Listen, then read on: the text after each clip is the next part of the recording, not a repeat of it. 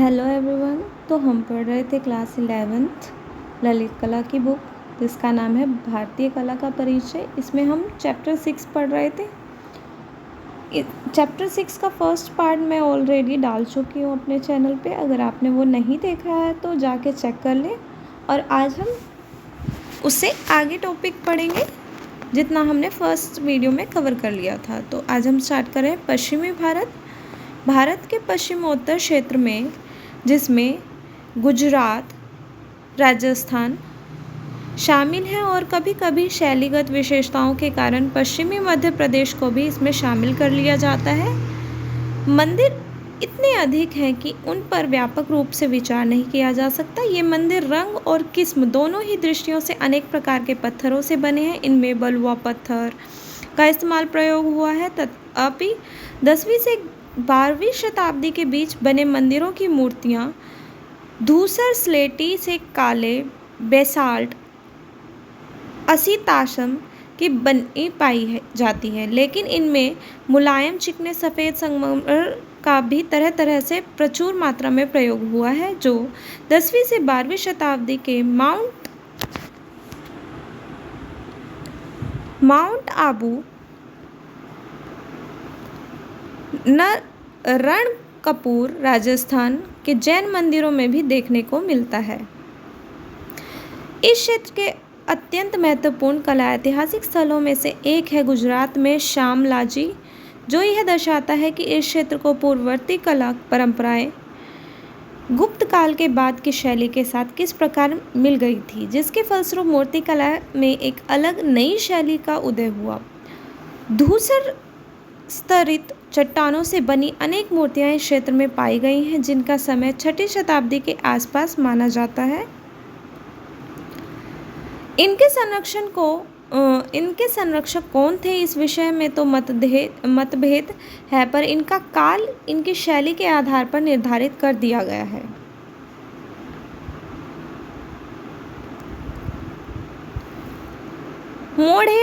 मोढेरा गुजरात का सूर्य मंदिर 11वीं शताब्दी के आरंभिक काल की रचना है। इसे सोलंकी राजवंश के राजा भीमदेव प्रथम ने 1026 ईस्वी में बनाया था। सूर्य मंदिर में सामने की ओर एक अत्यंत विशाल वर्गाकार जलाशय है, जिसमें सीढ़ियों की सहायता से पानी तक पहुंचा जा सकता है। इसे सूर्य कुंड कहते हैं। नदी, तालाब, कुंड, बावली जैसे किसी भी जल निकाय का किसी पवित्र एवं धार्मिक वास्तु स्थल के पास होना पुराने जमाने से ही आवश्यक समझा जाता रहा है।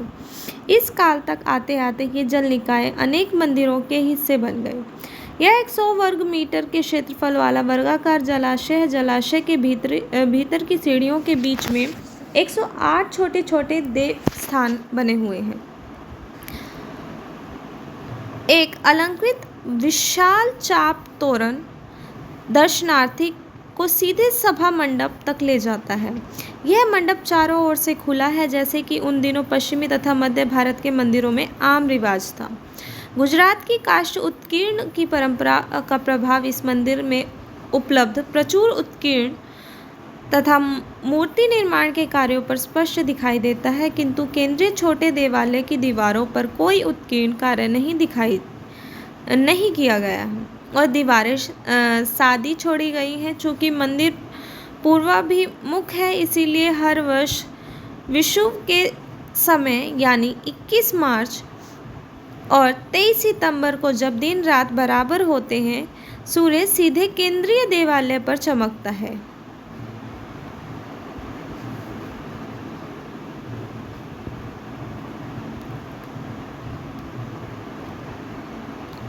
पूर्वी भारत के मंदिरों में वे सभी मंदिर शामिल हैं जो पूर्वोत्तर क्षेत्र बंगाल, उड़ीसा में पाए जाते हैं। इन तीनों में से प्रत्येक क्षेत्र में अपनी अपनी विशिष्ट किस्म के मंदिरों का निर्माण किया गया। पूर्वोत्तर क्षेत्र और बंगाल के वास्तुशिल्प के इतिहास का अध्ययन करना कठिन हो गया है, क्योंकि उन क्षेत्रों में निर्मित अनेक प्राचीन मंदिरों के भवनों का नवीकरण कर दिया गया है और उन स्थलों पर इस समय मंदिरों का जो रूप बचा हुआ है वह प्रवृत्ति काल में ईंट और कंक्रीट का बना हुआ है, जिससे उनका मूल रूप ढक गया है, फिर भी ऐसा प्रतीत होता है कि चिकनी पक्की मिट्टी टेराकोटा की भवन निर्माण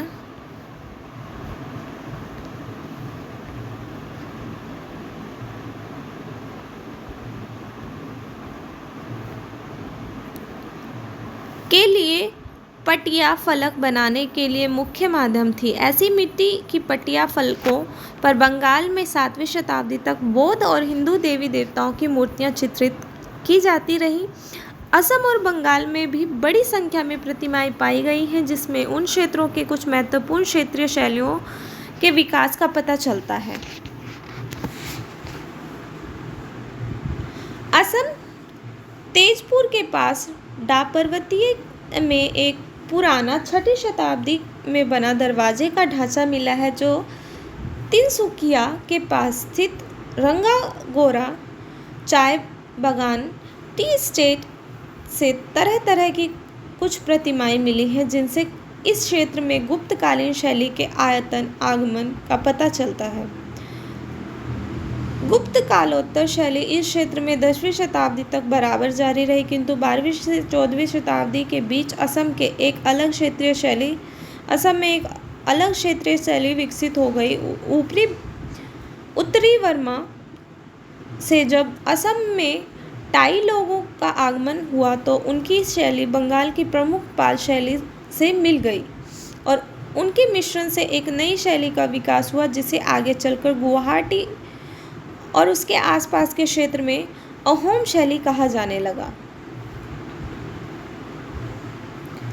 बंगाल, बिहार और बंगाल बांग्लादेश सहित में 9वीं से 12वीं शताब्दियों के बीच की अवधि में निर्मित प्रतिमाओं की शैली को पाल शैली कहा जाता है, जिसका नामकरण तत्कालीन पाल शासकों के आधार पर किया गया। इस प्रकार 11वीं शताब्दी के मध्य भाग से 13वीं शताब्दी के मध्य भाग तक मूर्तियों की शैली को तत्कालीन सैन शासकों के नाम पर सैन शैली कहा जाने लगा, पर उस क्षेत्र में पाए जाने वाले मंदिर स्थानीय बंग शैली के अभिव्यंजक ही माने जाते हैं। उदाहरण के लिए वर्धमान जिले में बराकड़ नगर के पास स्थित 9वीं शताब्दी के सिद्धेश्वर महादेव मंदिर का मोड़दार शिखर बहुत ऊंचा है और उसकी चोटी पर एक बड़ा आमलक बना हुआ है। यह आरंभिक पाल शैली का अच्छा उदाहरण है। यह उड़ीसा के समकालीन मंदिर जैसा है। यह मूल रूप से कुछ शताब्दियों के बाद ऊंचा होता गया है। 9वीं से 12वीं शताब्दियों के बीच बने उनके भवन पुरुलिया जिले में तेलकुपी स्थान पर स्थित है। जब इस क्षेत्र में बांध का निर्माण हुआ तो वे पानी में समा गए। ये भवन उस क्षेत्र में प्रचलित उनके महत्वपूर्ण शैलियों में से हैं, जिससे पता चलता है कि तत्कालीन कलाकार उन सभी शेष नागर उपशैलियों से परिचित थे जो उस समय उत्तर भारत में प्रचलित थी। पुरुलिया जिले में कुछ मंदिर आज भी विद्यमान हैं जो उस काल के बताए जाते हैं। उन मंदिरों के काले तथा धूसर रंग के बेसाल्ट और क्लोराइट पत्थरों से बने स्तंभों तथा मेहराबी ताकों के गौर और पांडुआ में स्थित भवनों को, जो प्रारंभिक बंगाल सल्तनत के समय के हैं, बहुत प्रभावित किया। इसी प्रकार बंगाल की अनेक स्थानीय भवन निर्माण की परंपराओं ने भी उस क्षेत्र की मंदिर शैली को प्रभावित किया। इन स्थानीय परंपराओं में सबसे अधिक महत्वपूर्ण था बंगाली झोपड़ी की बांस की बनी छत का एक और ढलान या उसकी मुड़ी हुई शक्ल। इस लक्षण विशेषता को आगे चलकर मुगलकालीन इमारतों में भी अपना लिया गया। ऐसी छत को संपूर्ण उत्तर भारत में बंगाल छत कहा गया। मुगल काल में और उसके बाद पक्की मिट्टी से की ईंटों से बीसियों मंदिर बंगाल और आजकल के बांग्लादेश में बनाए गए हैं। इनकी शैली अपने किस्म की अलग ही थी, जिसमें बांस की झोपड़ियों में प्रयुक्त स्थानीय निर्माण तकनीकों के तत्व को के तत्व तो शामिल ही थे, साथ ही पाल शैली के बचे छुपे पुराने रूप और मुस्लिम वास्तुकला के मेहराबों और गुंबदों के रूपों को भी उनमें शामिल कर लिया गया। इस शैली के भवन विष्णुपुर, वाकुंडा, वर्धमान और बीरभूम में स्थान स्थान पर मिलते हैं और ये अधिकतर 17वीं शताब्दी के हैं। ओडिशा की वास्तुकला की मुख्य विशेषताओं को 3 वर्गों में विभाजित किया जाता है, अर्थात रेखापीठ, ढालकेप और खाकरा। वहाँ के अधिकांश प्रमुख ऐतिहासिक स्थल प्राचीन कलिंग क्षेत्र में हैं, यानी आधुनिक पुरी जिले में ही स्थित है, जिसमें भुवनेश्वर यानी पुराना, त्रिभुवनेश्वर, पुरी और कोणार्क के इलाके शामिल हैं। उड़ीसा के मंदिरों की शैली एक अलग किस्म की है, जिसे हम नागर शैली की उपशैली कह सकते हैं। आमतौर पर शिखर, जिसे उड़ीसा में देवल कहते हैं, इस उपशैली के अंतर्गत लगभग चोटी तक एकदम अर्धोधर यानी बिल्कुल सीधा खड़ा होता है, पर चोटी पर जाकर अचानक तेजी से भीतर की ओर मुड़ जाता है। इन मंदिरों में दिवालियों से पहले सामान्य रूप से मंडल होते हैं, जिन्हें ओडिशा में जगमोहन कहा जाता है। मुख्य मंदिर की भू योजना हमेशा लगभग वर्गाकार होती है, जो ऊपर ढांचे के भागों में मस्तक पर वर्गाकृत हो जाती है। इसे लाट लंबाई में लगभग बेलनाकार दिखाई देता है। लाट के आले दिवाले आमतौर पर वर्गाकार होते हैं। मंदिरों का बाहरी भाग अत्यंत उत्कीर्ण होता है, जबकि भीतरी भाग आमतौर पर खाली होता है। उड़ीसा के मंदिरों में आमतौर पर चहार दीवारी होती है। बंगाल की खाड़ी के तट पर स्थित कोणार्क में भव्य सूर्य मंदिर के अब भग्नावशेष ही देखने को मिलता है। यह मंदिर 1240 ईस्वी के आसपास बनाया गया था। इसका शिखर बहुत भारी भरकम था और कहते हैं कि उसकी ऊंचाई 70 मीटर थी। इसका स्थल इसके भार को न सह सका और यह शिखर 19वीं शताब्दी में धराशायी हो गया। मंदिर का विस्तृत संकुल एक चौकोर परिसर के भीतर स्थित था। उसमें से अब जगमोहन यानी नृत्य मंडप ही बचा है। अब इस मंडप तक पहुंचा नहीं जा सकता। इसके बारे में यह कहा जाता है कि यह मंडप हिंदू वास्तुकला में सबसे बड़ा घिरा हुआ आहत था। सूर्य मंदिर एक ऊंचे आधार वेदी पर स्थित है। इसकी दीवारें व्यापक रूप से अलंकृत उत्कीर्ण से ढकी हुई है। इनमें बड़े बड़े पहियों के 12 जोड़े हैं। पहियों में आरे और नाभि केंद्र है, जो सूर्य देव की पौराणिक कथा का स्मरण कर आते हैं, जिसके अनुसार सूर्य 7 घोड़ों द्वारा खींचे जा रहे रथ पर सवार होते हैं। यह सब प्रवेश द्वार के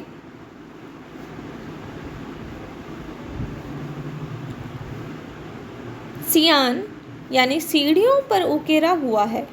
इस प्रकार यह संपूर्ण मंदिर किसी शोभा यात्रा में खींची जा रहे विशाल रथ जैसा प्रतीत होता है।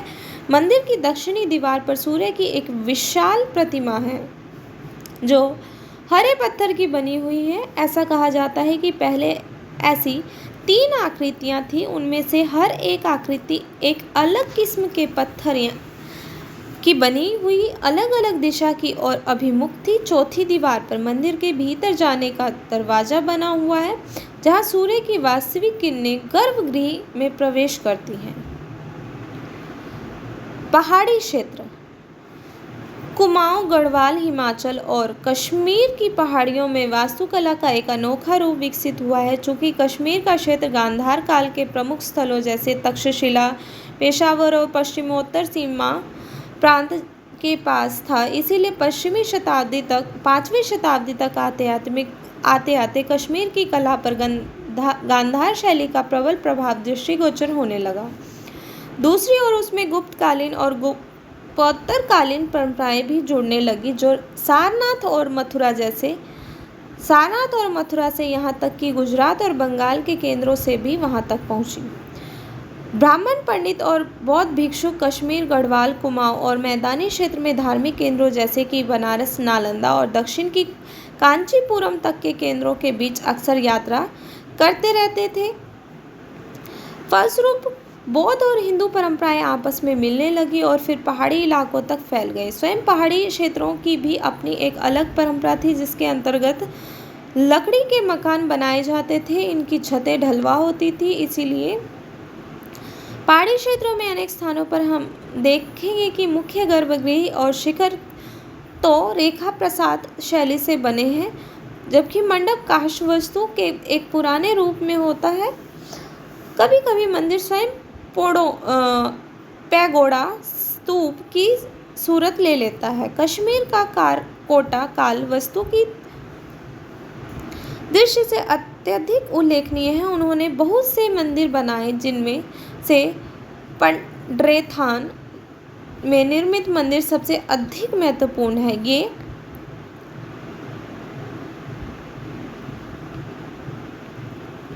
मंदिर 8वीं और 9वीं शताब्दी में बनाए गए थे। देवालय के पास जलाशय होने की परंपरा का पालन करते हुए पंढरनाथ का मंदिर जलाशय के बीच में बनी हुई है।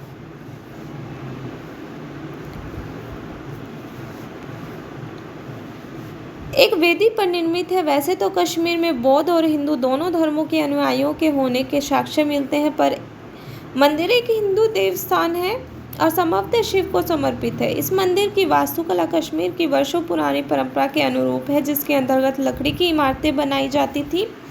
कश्मीर की बर्फीली परिस्थितियों के कारण छत चोटीदार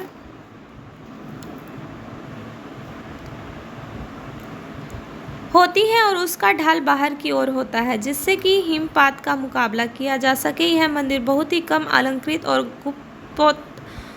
गुप्तोत्तरकालीन, प्रचुर गहरे उत्कीर्ण और सौंदर्य शैली से बहुत हटकर थे। हाथियों की कतार का बना आधार तल और द्वार पर बने अलंकरण ही इस मंदिर की सजावट है। श्यामलाजी में मिली प्रतिमाओं की तरह चंबा में मिली प्रतिमाओं में भी साने परंपराओं का गुप्तोत्तर शैली के साथ संगम दिखाई देता है। लक्षणा देवी मंदिर में स्थापित महिषासुर मर्दनी और नरसिंह की प्रतिमाओं आकृतियों में गुप्तोत्तर कालीन परंपरा का प्रभाव दृष्टिगोचर है। दोनों प्रतिमाओं में यह स्पष्ट दिखाई देता है कि एक और जहां कश्मीर की धातु प्रतिमा परंपरा का पालन किया गया है, वहीं दूसरी ओर मूर्तियों में गुप्तोत्तरकालीन सौंदर्य शैली का भी पूरा ध्यान रखा गया है। प्रतिमाओं का पीलापन संभवतः जस्ते और तांबे के मिश्रण का प्रभाव है। उन दिनों कश्मीर में उन दोनों धातुओं का खूब प्रयोग होता था। इस मंदिर में एक शिलालेख है, जिसमें यह कहा गया है कि यह मंदिर राजा मेरुवर्मन के शासनकाल में 7वीं शताब्दी में बनाया गया था। कुमाऊं के मंदिरों की चर्चा करें तो वहाँ के 2 मंदिर विशेष रूप से उल्लेखनीय हैं। इनमें से अल्मोड़ा के पास जगेश्वर और दूसरा पिथौरागढ़ के पास चंपावत में है। ये दोनों मंदिर इस क्षेत्र में नागर वास्तुकला के उत्कृष्ट उदाहरण हैं। द्रविड़ या दक्षिणी भारतीय मंदिर शैली, जैसे कि ऊपर बताया जा चुका है, नागर शैली के मंदिर आमतौर पर ऊंची कुर्सी पलिंथ पर बनाए जाते हैं। इसके विपरीत द्रविड़ मंदिर चारों ओर एक चाहर दीवारी से घिरा हुआ है। इस चाहर दीवारी के बीच में प्रवेश द्वार होते हैं, जिन्हें गोपुर कहते हैं। मंदिर के गुंबद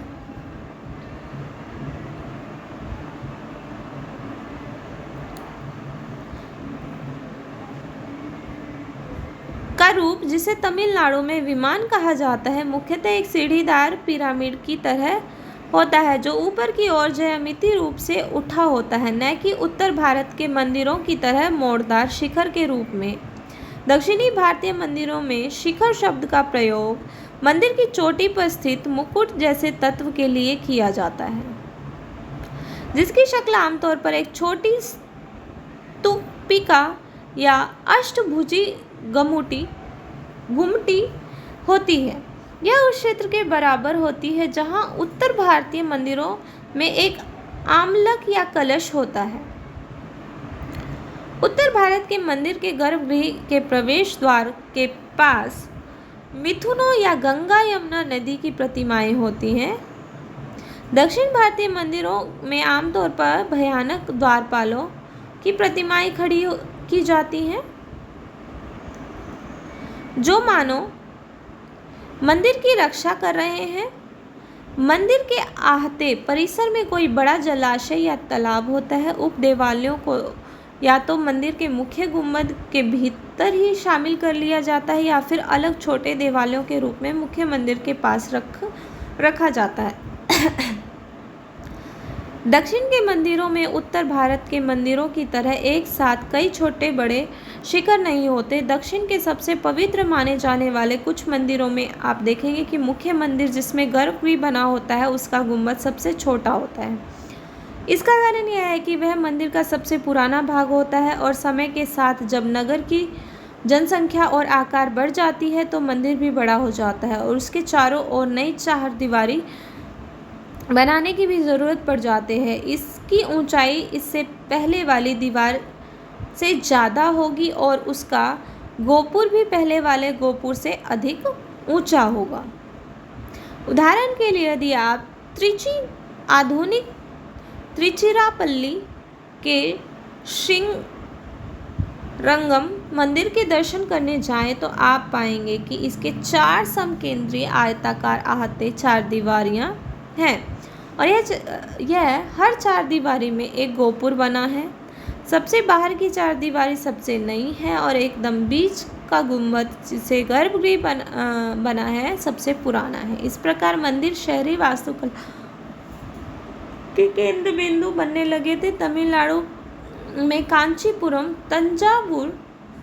तंजौर, मदुरई और कुंभकोणम सबसे प्रसिद्ध मंदिर नगर है, जहां 8वीं से 12वीं शताब्दी के दौरान इस मंदिर की भूमिका केवल धार्मिक कार्यों तक ही सीमित नहीं रही। मंदिर प्रशासन के केंद्र बन गए जिनके नियंत्रण में बेशुमार जमीन होती थी।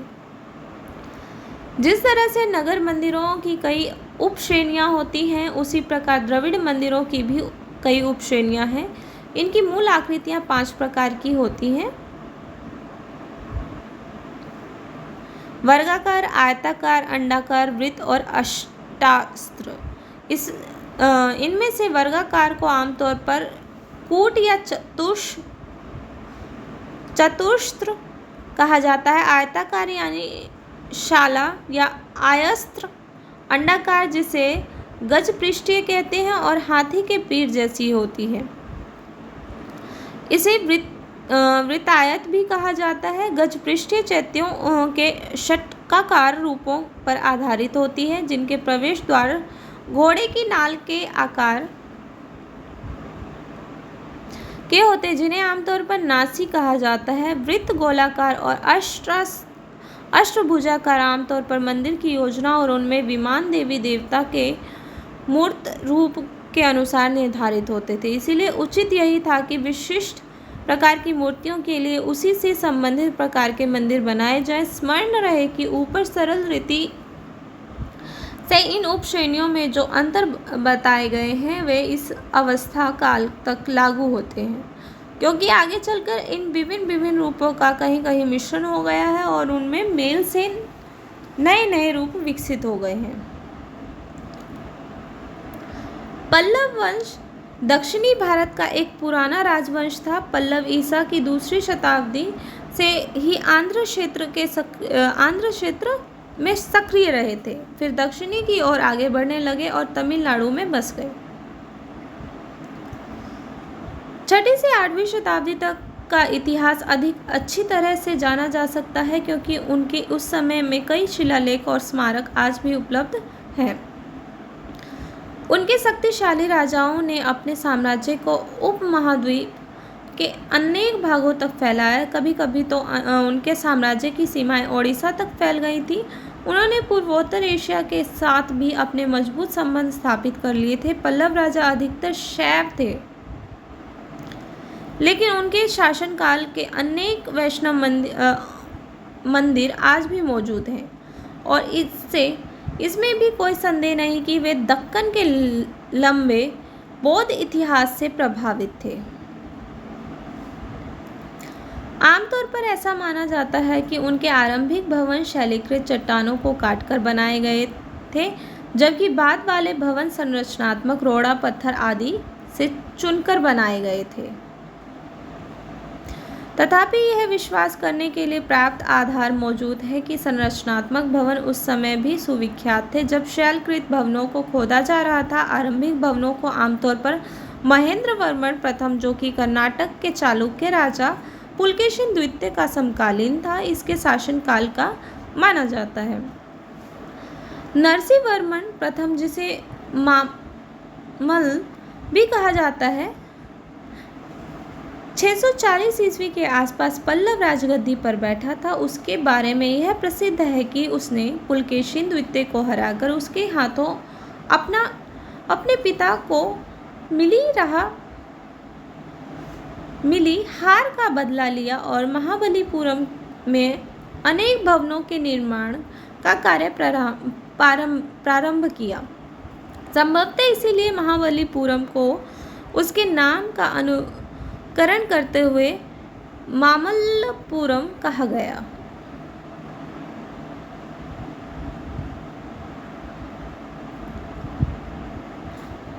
महाबलीपुरम तटीय मंदिर बाद में संभवतः नरसिंह वर्मन द्वितीय 700 से 728 ईस्वी, जिन्हें राजसिंह भी कहा जाता है, के द्वारा बनाया गया। ये इस मंदिर का मुंह समुद्र की ओर करके इसे पूर्वाभिमुख बना दिया गया। परंतु यदि आप इसे गौर से देखेंगे तो पाएंगे कि इस मंदिर में वास्तव में 3 देवालय हैं, जिनमें से 2 शिव के हैं।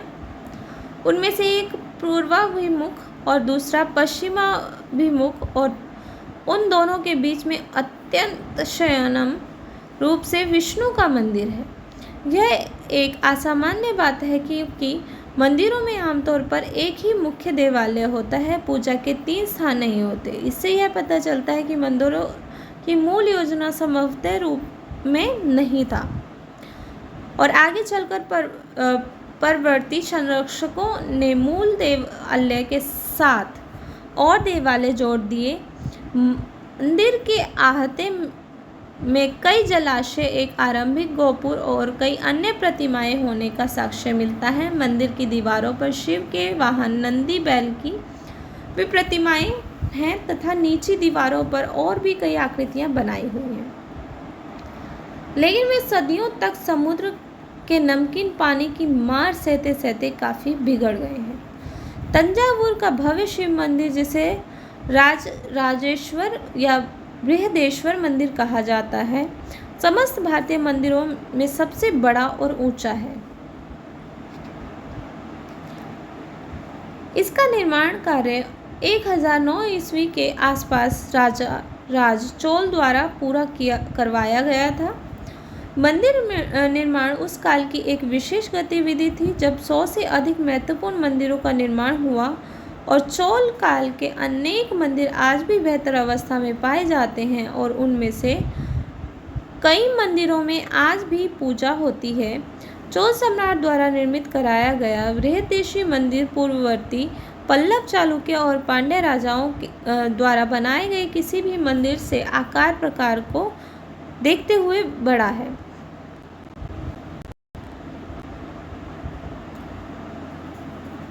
इसका बहुमंजिला विमान 70 मीटर लगभग 230 फुट की गगनचुंबी ऊंचाई तक खड़ा है, जिसकी चोटी पर एक एकाश्म और अष्टभुजा गुंबद की शक्ल की स्तूपिका है। यही वह मंदिर है जहां दर्शक को पहली बार दो बड़े गोपुर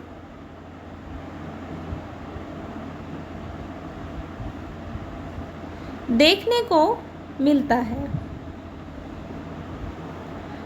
इन गोपुरों पर अनेक प्रतिमाएं बनी हैं जिन्हें बनाने की योजना मंदिर निर्माण के मूल कार्यक्रम में ही शामिल थी। नदी की विशाल प्रतिमाएं शिखर के कानों पर लगी हुई थी और चोटी पर बना कलश लगभग 3 मीटर और 8 सेंटीमीटर ऊंचा था। सैकड़ों आकृतियां विमान की शोभा बढ़ा रही थी। हालांकि यह संभव है कि ये आकृतियां मराठा काल में जोड़ी गई हों और मूल रूप से सभी चोल काल के न हों। मंदिर की प्रमुख देवता शिव हैं, जो कि अत्यंत विशाल लिंग के रूप में एक 2 मंजिले गर्भगृह में स्थापित है। गर्भगृह के चारों ओर की दीवारों में पौराणिक आख्यानों से ओत-प्रोत हैं, जिन्हें चित्रों के माध्यम से प्रस्तुत किया गया है।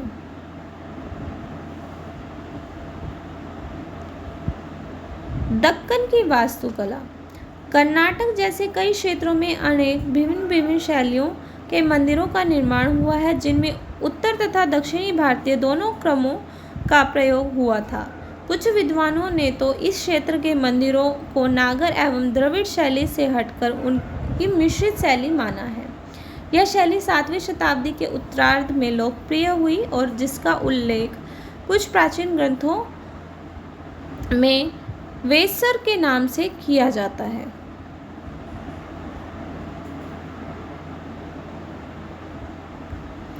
सातवीं शताब्दी के आखिरी और 8वीं शताब्दी के आरंभिक दशकों में एलोरा की महत्वाकांक्षी परियोजना अधिक भव्य बन गई। 750 ईस्वी के आसपास तक दक्कन क्षेत्र पर आरंभिक पश्चिमी चालुक्यों का नियंत्रण राष्ट्रकूटों द्वारा हथिया लिया गया था।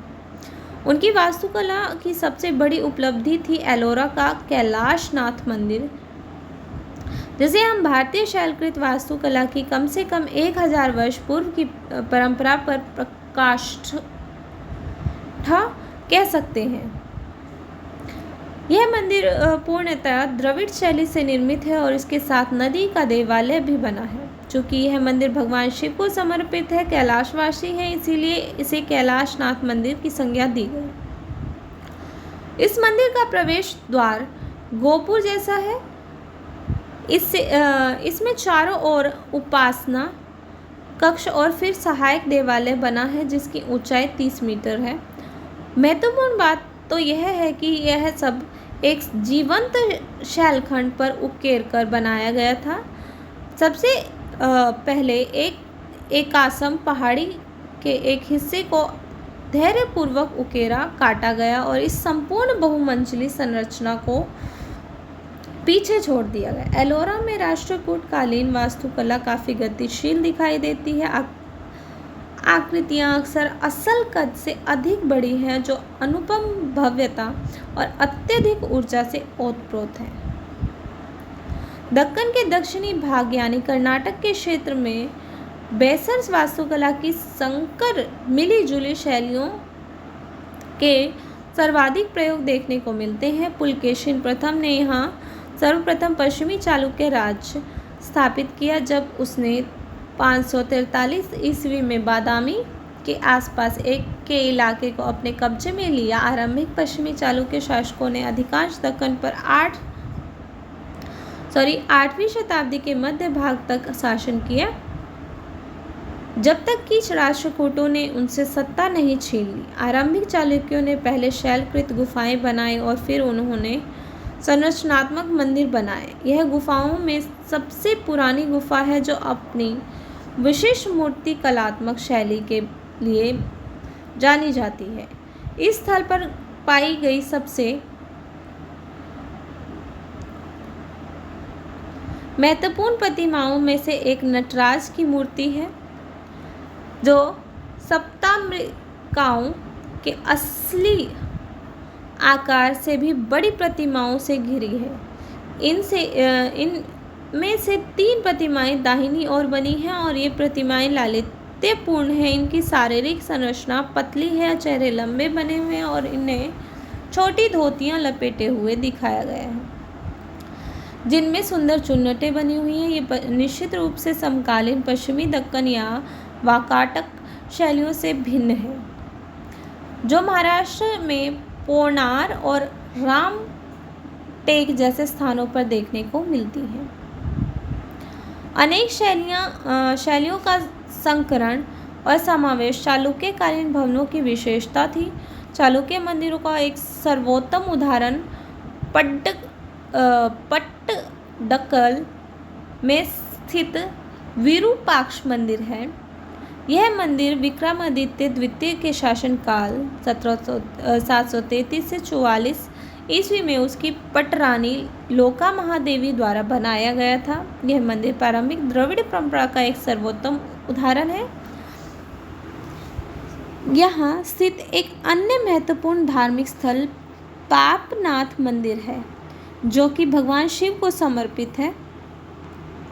यह मंदिर द्रविड़ शैली के पूर्व काल का श्रेष्ठतम उदाहरण है। अन्य पूर्वी चालुक्य मंदिरों की परंपरा के विपरीत बादामी से मात्र 5 किलोमीटर की दूरी पर स्थित है।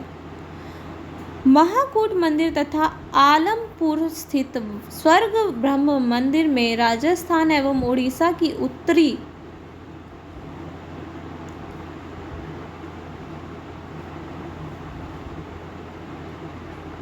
शैली की एक झलक देखने को मिलती है। इसी तरह ऐहोल कर्नाटक का दुर्गा मंदिर इससे भी पूर्व की गजपृष्ठाकार बौद्ध चैत्यों के समान शैली में निर्मित है। यह मंदिर बाद की शैली में निर्मित बरामदे से घिरा हुआ है जिसका शिखर नागर शैली से बना है। अंत में ऐहोल के लाड़ खान मंदिर का जिक्र करना भी जरूरी होगा। ऐसा प्रतीत होता है कि इसके निर्माण में पहाड़ी क्षेत्रों के लकड़ी के छत वाले मंदिर से, जिनके बारे में हम पहले पढ़ चुके हैं, प्रेरणा मिली होगी। दोनों के बीच अंतर केवल इतना ही है कि यह मंदिर पत्थर का बना है, लकड़ी का नहीं। अब प्रश्न यह उठता है कि विभिन्न शैलियों के ये मंदिर एक स्थान पर कैसे बने अथवा ये विभिन्न वास्तु शैलियाँ एक स्थान पर कैसे व्यवहार में आई। इसका कारण जिज्ञासा था या कुछ नया करके दिखाने की ललक। निसंदेह ये उन वास्तु कलाविदों की सृजनात्मक आकांक्षाओं की गतिशील अभिव्यक्तियाँ थी जो भारत के अन्य भागों में कार्यरत अपने साथी कलाकारों के साथ प्रतिस्पर्धा में संलग्न थे। हमारा स्पष्टीकरण भले ही कुछ भी हो, मगर यह निश्चित है कि ये भवन कलाएं इतिहास के मर्मज्ञों एवं शोधकर्ताओं के लिए अत्यंत रोचक हैं। चोलों और पांड्यों की शक्ति के अवसान के साथ कर्नाटक के होयसलों ने दक्षिण भारत में प्रमुखता प्राप्त कर ली और वे वास्तुकला के महत्वपूर्ण संरक्षक बन गए। उनकी सत्ता का केंद्र मैसूर था। दक्षिणी दक्कन में लगभग 100 मंदिरों के अवशेष मिले, किंतु उनमें से 3 सबसे अधिक उल्लेखनीय अर्थात बेलूर, हलेबीड और सोमनाथपुर के मंदिर हैं। संभवतः इन मंदिरों की सबसे अधिक उल्लेखनीय विशेषता यह है कि वे अत्यंत जटिल बनाए गए हैं, जबकि पहले वाले मंदिर सीधे वर्गाकार होते थे, लेकिन इनमें अनेक आगे बढ़े हुए कोण होते हैं जिनसे इन मंदिरों की योजना तारे जैसी दिखाई देने लगती है।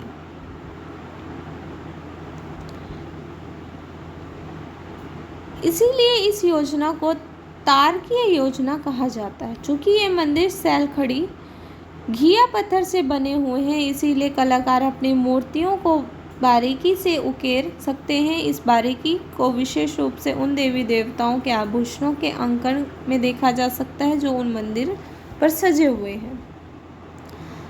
कर्नाटक में हलेबीड में स्थित होयसलेश्वर मंदिर होयसले नरेश द्वारा 1150 ईस्वी में गहरे रंग के परतदार पत्थर सिल्ट से बनाया गया था। होयसल मंदिर को संकर या वेशर शैली के मंदिर कहा जाता है क्योंकि उनकी शैली द्रविड़ और नागर दोनों शैलियों से लेकर बीच की शैली है। यह मंदिर अन्य मध्यकालीन मंदिरों से तुलना करने पर अपनी मौलिक तारकीय भू योजना और अत्यंत अलंकारिक उत्कीर्णों के कारण आसानी से जाने पहचाने जा सकते हैं। हलेबीड का मंदिर नटराज के रूप में शिव को समर्पित है। यह एक दोहरा भवन है जिसमें मंडप के लिए एक बड़ा कक्ष है जहां नृत्य एवं संगीत का कार्यक्रम सुविधापूर्वक संपन्न किया जा सकता है।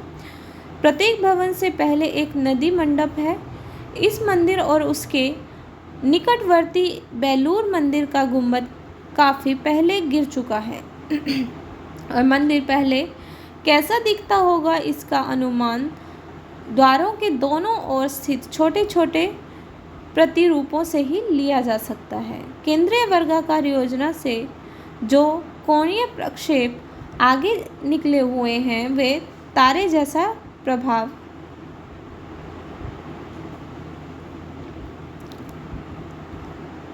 उत्पन्न करते हैं और उन पर पशुओं तथा देवी देवताओं की अनेकानेक आकृतियां उकेरी हुई हैं। इन आकृतियों का उत्कीर्ण अत्यंत जटिल एवं बारीक है। उदाहरण के लिए इसमें सबसे नीचे की चित्र वल्लरी में महावतों के साथ सैकड़ों हाथियों का जुलूस दिखाया गया है। इन हाथियों में से कोई भी दो हाथी एक जैसे